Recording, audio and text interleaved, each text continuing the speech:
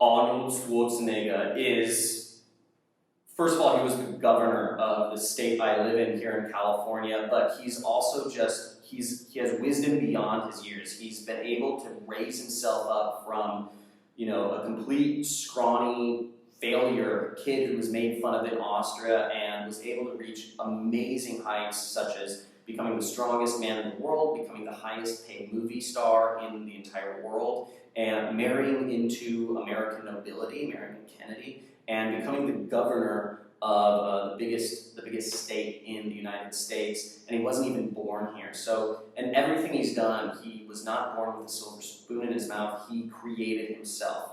So I'm really excited to present to you this compilation of videos of the best snippets of his wisdom. I recommend you listen and re-listen to this over and over again. This has really been influential on my life.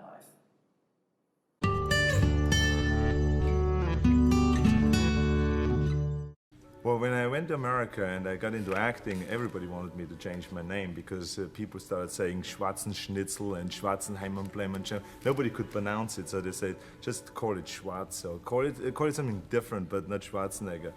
But I felt that they were complaining about everything about me, not just about the name. They say you have a strange body, you have a strange accent, you have a strange name, forget it. You will never make it in movies. And I kept all of those things. I still have a strange accent, a strange name, and a strange body, and so I'm doing well with my movies. But what happened was the uniqueness of the name became the strong point now, and now people cannot forget the name because it took them a long time to remember it. Now they have to stick with it, And then I got the big break in Conan the Barbarian. And there the director said, if we wouldn't have Schwarzenegger, we would have to build one. Now think about that. And then when I did Terminator, I'll be back. Became one of the most famous lines in movie history, all because of my crazy accent. With all that brawn, I mean, people, do they assume that there's no brain there? I hope so. Because then they don't expect anything. I always felt it was a great advantage when people didn't expect you to be extra bright, because anything you say then they think it's fantastic. I remember when I did the first talk show in America, I was sitting there and after answering the first question, the host said to me, I can't believe this. This is fantastic. You can talk. This is going to be a great interview. So the guy was so happy about me being able to talk. And but I tell you, I never had really a problem with that because, I mean, I think people in the United States and anywhere else know that I'm well educated and that when you are a great athlete, it doesn't mean that you have a lack of brain or anything like that. But athletics has that kind of a stereotype image. I agree.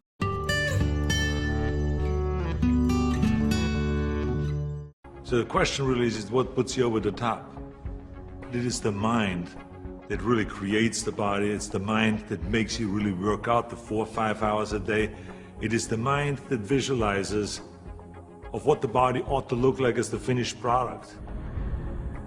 You got to get up and say, I want to be a champion. And I do whatever it takes. The amount of hours it takes, the posing, the this, the that, the visualization, looking at training footage, looking at motivational books, reading this, whatever it takes, I would do. That's the answer I want to hear from you. The body is very important, but the mind is more important than the body. We have to visualize what that body ought to look like in order to make it win, because that's what creates then the will that you need to go to the gym every day. The will that makes you go into the 4 steps, the will that makes you go beyond and you do your 500-pound reps in the squats and you can't do another rep and your body is shaking. It's the will that makes you go one more time down and struggle up one more time. And so it's all of this, so the mental aspect that motivates you and that makes the difference between you being in the gym full of joy and looking forward to doing that extra rep and looking forward to doing those extra 100 reps in the sit-ups and working past the pain barriers. That all is the mind, that's not the body. And I think that if you think that along the way you're not going to fail, then you're blind. Because there's no one that I've ever met, no matter how successful they are, that haven't said that they had their failures along the way. You have to. I mean, the only way that you really know that you can lift 500 pounds is if you're willing to fail. So if you're afraid of failure, then you will never grow. The people that grow the furthest are the people that really don't care. They fail or they make it, they're gonna take that risk because that's what you have to do.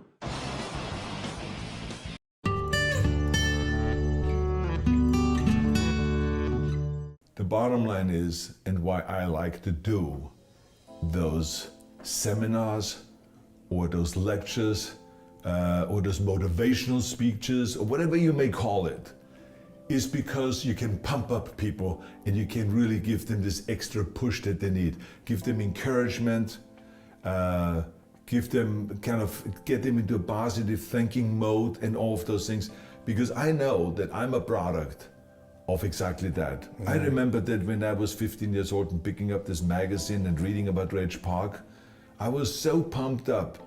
I went home and all of the things that I hated at home and all of the things that I hated in school all of a sudden disappeared. Because now I had a purpose. Now I knew where I was going. I read it in the magazine, I said, this is what Reg Park did. Oh yeah, he came from a poor place, Leeds. It was a factory town, it was dirty and polluted and everything like this. And that's where he grew up. That's kind of the way I grew up here. And you know, I followed his footsteps and it worked. And so this is why it is so, when he just through a magazine has this kind of a power over me. Yep. Imagine now if we go there and tell people live, you can do it. You can do it. You can be the greatest. Do it. Go for it. Get to the chopper. You know, whatever. I mean, it's like you pump people up, and so this is why I like doing it, because I feel like I'm a product of a lot of encouragement from so many people.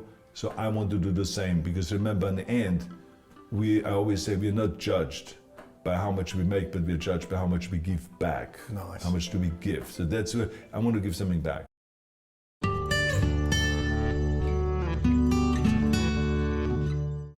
I always feel like if I can see it, and if I can believe it, then I can achieve it. Credit him for the quote, because Nelson Mandela said, you know, everything seems to be always impossible until someone does it. And I said to myself, that makes so much sense. Yeah. You know, and you had to think about that for a second, because he made it sound so simple, but it is true. I think that people should not be discouraged when they hear from people say, this is the craziest thing I've ever heard, forget about it. Look, I'm an expert in this subject. It's not going to happen. Because remember, in my seminars, I talk about that. The #1 experts in movie making, agents, managers, and studio executives, looked me in the eye when I was finished with bodybuilding competition, and I said to them, I would like to become a leading man in movies. Can you help me and tell me kind of things that I need to do to get there? And they just said, Arnold, you're a great bodybuilding champion. Why bother with this? It's not gonna happen. No one has ever become a star, a leading man with an accent. No one, especially not with your body, and blah, blah, blah. And they found every excuse that you could think of, and these were the #1 experts. And to them, they were valid reasons. They were very valid reasons, but because they were making their decision based on what did history teach them. Now, history taught them that no one has ever made it, because like they said, look, people in America want to hear people talk like John Wayne.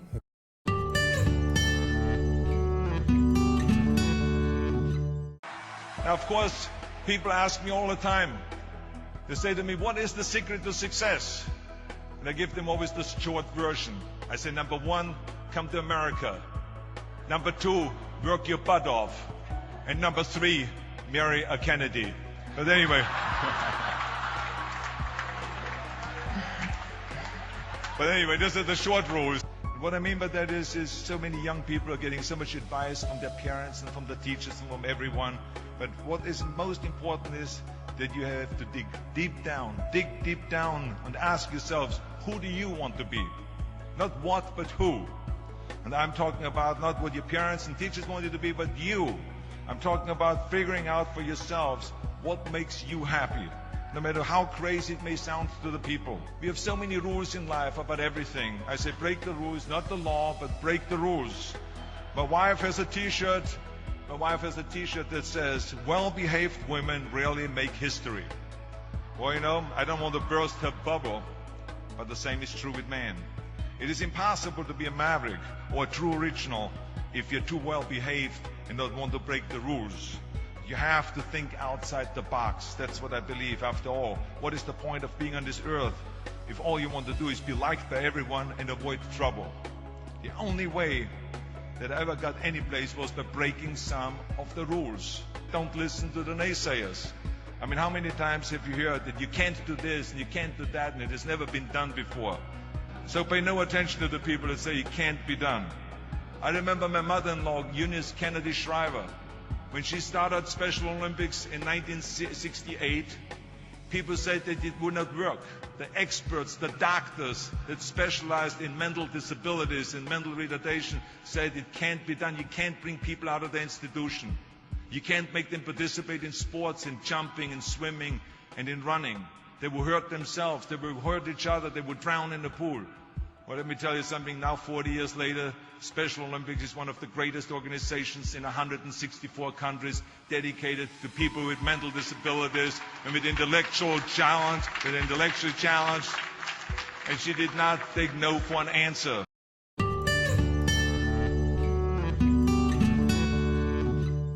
I was so convinced that I would be great in a comedy. But I also understood the dilemma that the studios were in. Because the studios saw me every time I do a movie, the movies make huge money.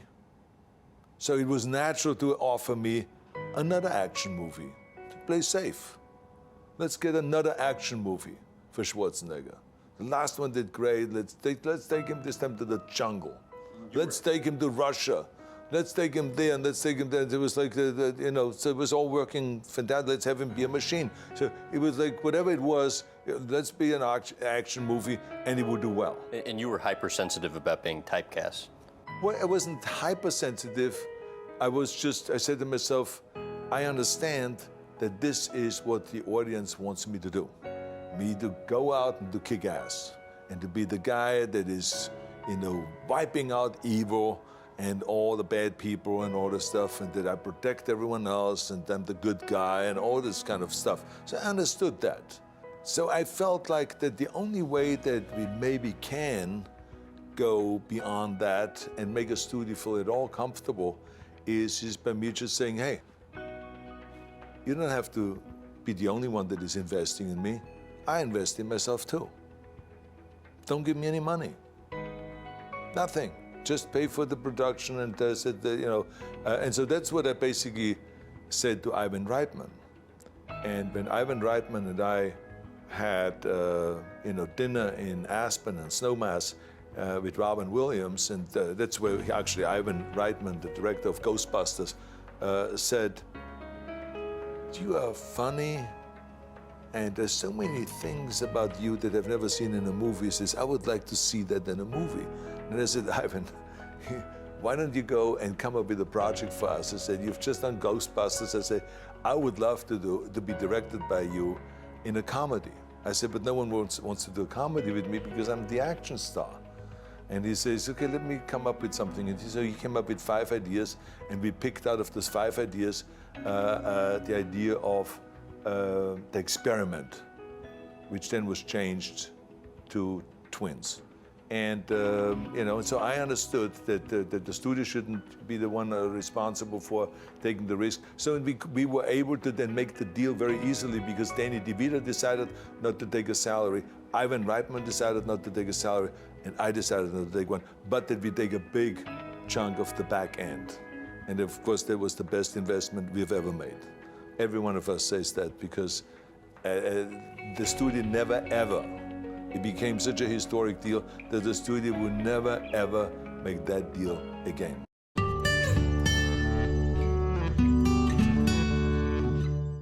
We all pay taxes, and we all hate the idea that we're losing that money. But there's a difference between hating that you lose that money and hating to pay taxes. I love paying taxes. If it is the fair amount and if it is used wisely, I think we all have to contribute there, because that's how you set up social programs, that's how you build infrastructure, that's how you have a military and all of those kind of things. So that's great. But I always had the belief that the money that I pay in taxes, I want to make up through wise investments. It takes, thoughts and ideas can make much more money than actual physical labor. And physical labor is always part of the action, because I always say you got to work your ass off no matter what you do, because now you have a great idea, but then you still have to implement it, and you have to hustle, you have to go to the bank, get your financial statement, do this and that, and raise money sometimes, and you go to look at 1,000 apartment buildings to find the right one, and all of those kind of things. So you still have to work. But normally, if it's just physical labor, you can never make the money then you can make when you have ideas. But there's other times where you have to really think, and you really have to get creative and have a clear vision of where you want to go and what you want to do. And that's what I always had, and that's what I always believed in. I always believed in making money so that then you can do something with that. You invest in it and all this. Eventually you create a family, you give some of to your kids and all that stuff, but also for charity. Look, I have the Schwarzenegger Institute at USC.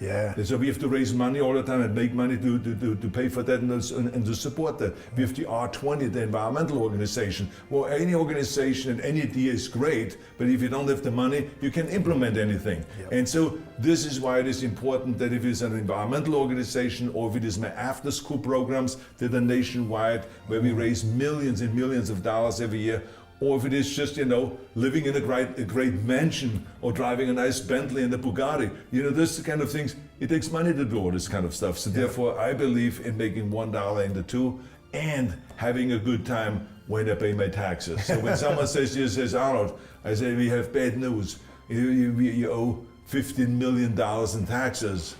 I say, wow, yes. And then they look at me and says, why are you happy about He's that? finally lost it. Because that means we must have made a lot of money. You have to pay that much money in taxes. And they say, yeah, that's the way you look at it. And so that's the way I look at it.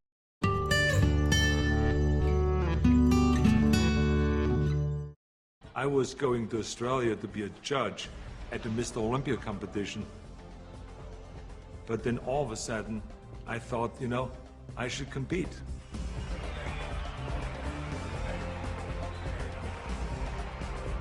I think the competitors felt very disappointed.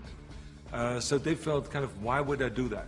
Why would I take that trophy away from them when I have everything else on the plate? And so I think there was disappointment there. And, I just felt, well, that's something that I need to do. I felt very strongly about it, and so I competed. So now you apply that principle in my political career. This historic election has come about because there's a tremendous disconnect between the people of California and the leaders of California. I'm running for governor to lead a movement for change. I want to be the people's governor. I will work honestly, without fear or favor, to do what is right for all Californians.